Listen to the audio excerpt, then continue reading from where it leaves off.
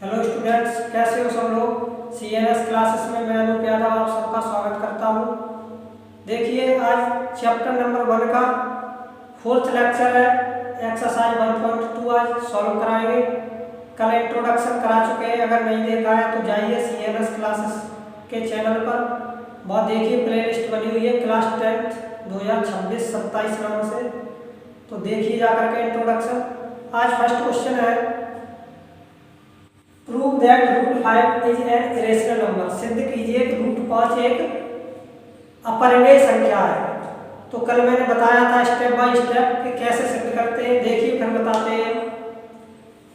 Late root 5 is a rational number, मानेंगे कि root 5 एक कैसी है, परिमेय संख्या है, रेशनल नंबर है।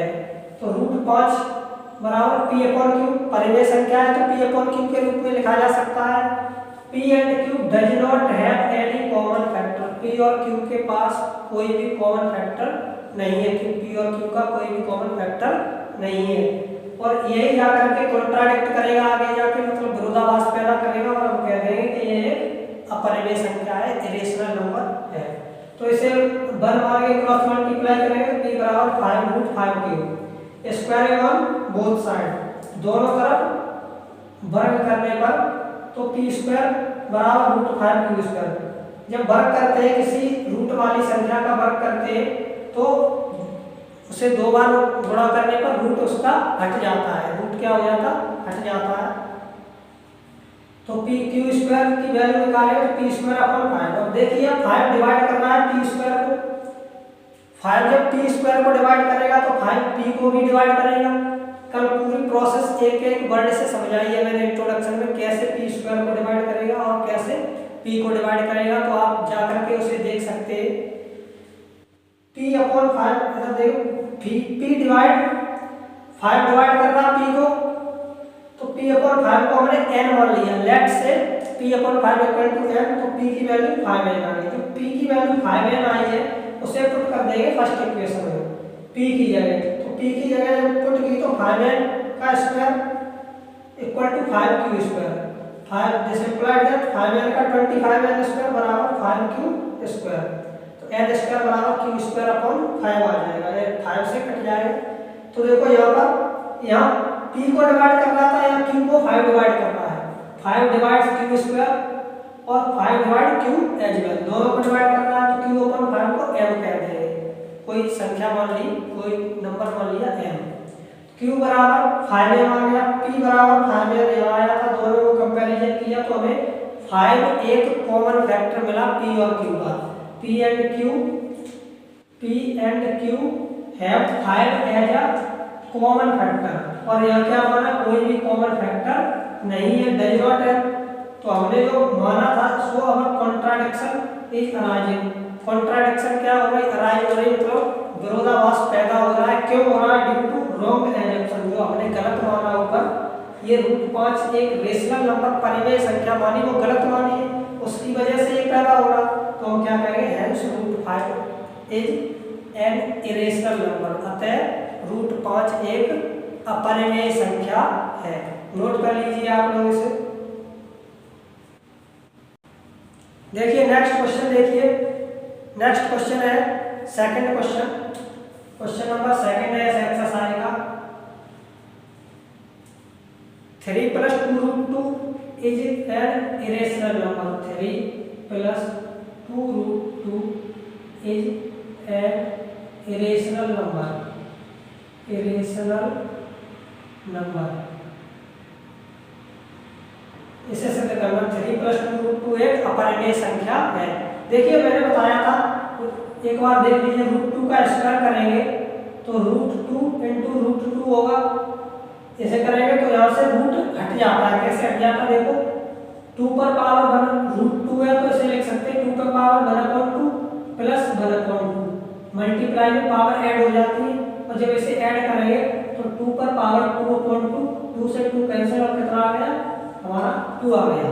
ऐसे रूट 5 कोई भी संख्या रूट में है उसका वर्ग करेंगे, अगर सिंगल संख्या है उसका वर्ग करेंगे तो वर्गमूल हट जाएगा उसका। ठीक है, देखिए ये कैसे करेंगे हम। Root 3 + root 2 is an irrational number, पर अपरिमेय संख्या है। पहले मानेंगे कैसी, परिमेय संख्या मानेंगे। तो देखो solution,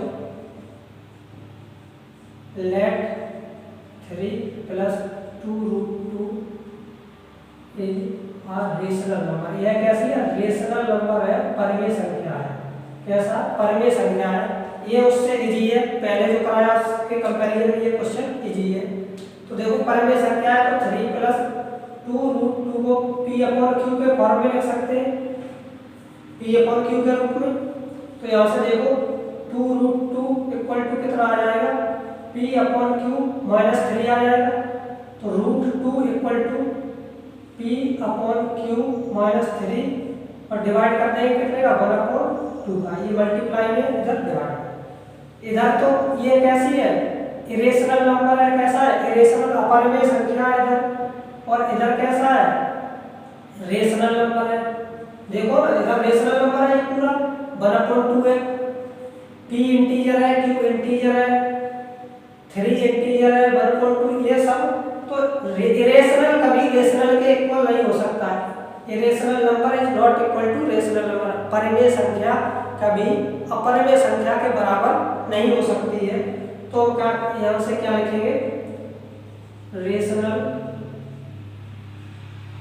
number is not equal to irrational number. Irrational number बिल्कुल गलत तरीका नहीं है ये लिखने का। बिल्कुल ये एग्जाम में भी ऐसे ही डिनोट कर सकते हैं, बिल्कुल ऐसे ही रिप्रेजेंट कर सकते हैं।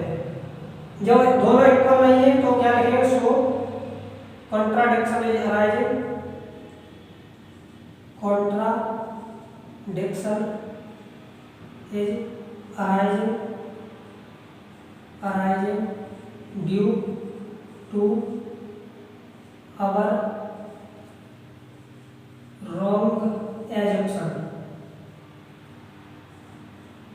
due to our wrong assumption.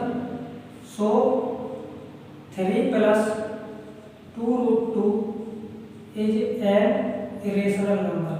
इसलिए 3 + 2√2 एक अपरिमेय संख्या है। कैसे, इरेशनल नंबर है। समझ में आ गया होगा। जल्दी जल्दी नोट कर लीजिए आप लोग, हम साइड में हट जाते हैं, स्क्रीनशॉट ले सकते हैं। देखिए नेक्स्ट क्वेश्चन, थर्ड का सेकंड पार्ट। फर्स्ट पार्ट आप स्वयं ट्राई करिए इसी की तरह, सेकंड पार्ट हम करा रहे हैं। अगर ना आए तो कमेंट बॉक्स में बताइएगा, हम वो भी आपको करवा देंगे व्हाइट बोर्ड पर। ठीक है, थर्ड पार्ट, सेकंड पार्ट है 7√5 prove that 7√5 is an irrational number। देखिए इसे भी उसी सेम मेथड से डील करेंगे। Let 7√5 is a rational number. क्या करेंगे, लेट कर लेंगे कि ये एक परिमेय संख्या है। जब परिमेय संख्या है तो इसे 7√5 को P/Q के रूप में लिख सकते हैं, P/Q फॉर्म में लिख सकते हैं। तो ध्यान से देखिए, √5 = P/7। 7 इधर मल्टीप्लाई में इधर नीचे जाएगा, डिवाइड में पहुंच जाएगा। अब ध्यान से देखिए, ये कैसी है, इरेशनल नंबर है। ये कैसा है, इरेशनल नंबर है। और इधर क्या है, रेशनल नंबर है। ये कैसा है, रेशनल। P एक इंटीजर है, P इंटीजर है, Q इंटीजर है, 7 क्या है, इंटीजर है। ये सभी क्या है, इंटीजर है। तो देखो इधर रेशनल और ये इरेशनल, तो ये इक्वल तो कभी नहीं हो सकते। इधर इरेशनल नंबर है, इधर रेशनल नंबर है। ये आपस में कभी इक्वल नहीं हो सकते। परिमेय और अपरिमेय बराबर नहीं हो सकती ये दोनों। तो क्या लिखेंगे, so contradiction is arising, contradiction is arising due to our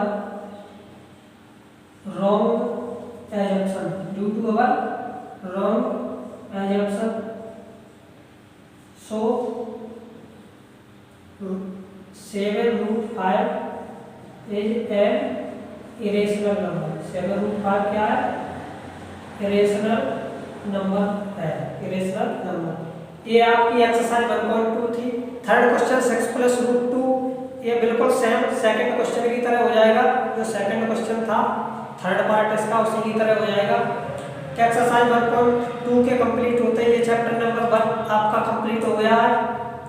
अगर आपने लेक्चर्स नहीं देखे सभी फर्स्ट लेक्चर से देखिए, तभी आपके समझ में आएगा।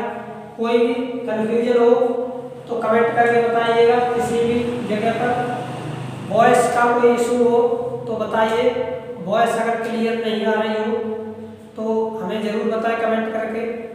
थोड़ा डिस्टरबेंस होता होगा शायद, क्योंकि ये जो हमारा स्टूडियो है, हमारा जो रूम है, ये बिल्कुल रोड के नियर है, तो बाइक वगैरह और जो वाहन है व्हीकल्स वगैरह, उसकी वजह से थोड़ी आवाज़ वगैरह की प्रॉब्लम होती होगी। कोऑपरेट कीजिएगा। CNS क्लासेस को सब्सक्राइब जरूर करिएगा।